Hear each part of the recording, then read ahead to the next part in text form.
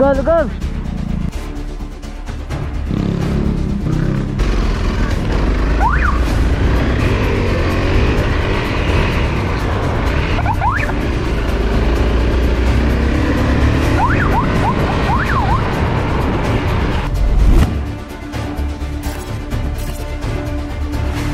So ayun mga kasikop, magandang araw ulit sa inyo.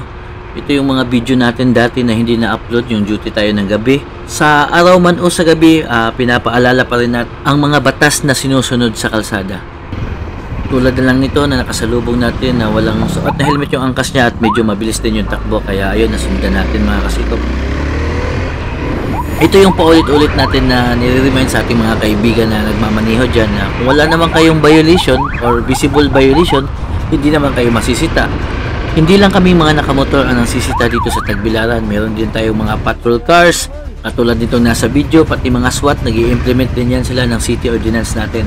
O mga na-establish na mga checkpoints para naman sa kaligtasan ng ating mamayan dito sa Tagbilaran. Tulad nitong pangalawang nasita natin, ganun pa rin, mabilis ang takbo, yung angkas is walang helmet. Oh!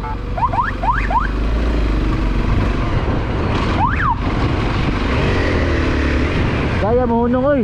Habang tinitikitan ng kasama ko yung nasita namin, may approaching na mga walang suot na helmet. Lugar, lugar. At ito ang naging problema. Imbis na huminto, ayun, naisipan pa nilang magpahabol.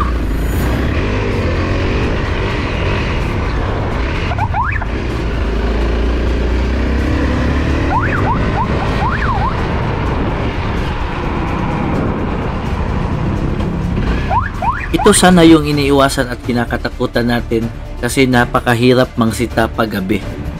Balik ito, balik. Pagukod. Ito yung pwede kang mapagdudahan dahil tumakbo ka at hindi ka huminto. Balik ito, ay nag. Balik sakay. Huwag nyo rin sana itong gagayahin na pag pinahinto kayo, tatakbuhan nyo pa yung nasita sa inyo. Una mo, una. Balik to.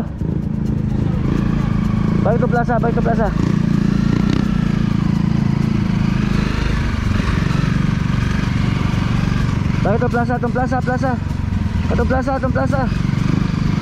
Matagal na po itong mga video ito, ngayon ko lang po ito na-upload. Pero ito po ay maging silbi na sana na paalala sa ating mga kaibigan na motorista na kung pinahinto po kayo, wag po kayong magpapahabol kasi napakadelikado po at pwede po kayong mapagkamalan, pwede po kayong mapailan ng kaso at pwede po kayong madisgrasya. Kaya po mga kasikop, ingat po sa pagmamaniho. Wag nyo pong gagayahin ang ganitong sitwasyon kasi baka kayo din po ang magkaproblema. Ang ating mga kapulisan po ay marunong din naman pong umintindi, marunong din naman pong tumingin sa sitwasyon. Kaya wag naman po nating abusuhin at dapat maging mahinahon pa rin at marunong po tayong rumispeto sa bawat isa.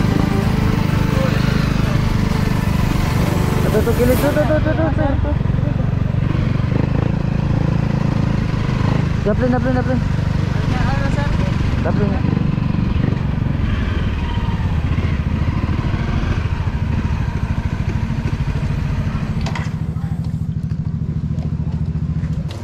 Isa ka sa yung mga sanay. Ikaw. Sa bag mo. Dito na mo. Isa ka sa may nasa bag niya. Dito. Linya na mo ba? Anong dagan mo? Ikaw kung dagan mo ka? Ha? Ako gibadlong bitaw sir, tapos Dagan ka. Kasi tagayan yung motor. ako may tagay sa motor sir. Ha? Ang anong siya may gipadrive niyo mo? Di, nakano mo sir. Nakainom mo ko sir? Lisensya niya ba? Lisensya niya mo? Di, lisensya kaya siya mag-drive. Wala sir? Ha? Wala sir siya. Ipag-drive lang ako kaya nakainom mo ko sir.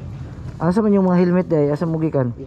Dawis po sir. So, sir kay. Kaya makaunt may balot na kulatan mo ba? Ang kulatan mo, manghilabot pa yung mga pulis dito eh. Tama lang lisensya ba? Sir kay kuan, nakainom mi sir na. Kuan na ba sir? Wala sir. Di mo nga ngayon magpagukod, maalaan mo gan. Alam mo kayo nakainom ko sir. Nakulatan sila pa sir. Bukod mo, maalaan mo. Yan. Lisensya kay sir. Nahadlok na akong driver kay. Kainom gibdan ko sir. Oh, kanang makainom ta dapat dili ta mag-drive kay diha yung disgrasya. Lisensya na kay sir. Sira akong pala. Dala, sisukulan, sir. Kumpleto man day yung madagandagan. Mo gani sir. Ito lang ka sir. Di nakortan na po Ipagdapin sir. ako kay. Pero di ka pag kumpleto yung may helmet. Hindi sir. Mo gani sir. Lisensya sir. Sir. Relax mo, relax mo. Sir. Pero Nakainom po magikan ba na mo count balot Di na. malot na sir. Nakuratan akong kauban. Ang kuan sir. hindi mapuyatan nga wa mo mga helmet nga. Wala siya Wa pwede lisensya mo gipa-drive. Kaya no helmet lang para di mo madakan. Ay ba sir? Kusam ba pagpapara sir? Pero na pero. Ay. Ore, kaano magbalot na? Ayaw pag-ukod dyan. So ayun mga kasikop no, napanood nyo naman yung video, hindi kayo masisita kung wala naman kayong mga visible na violation. At paalala ulit mga kasikop, wag na wag kayong magpapahabol kasi baka pagdudahan kayo. Stay safe sa mga kalsada.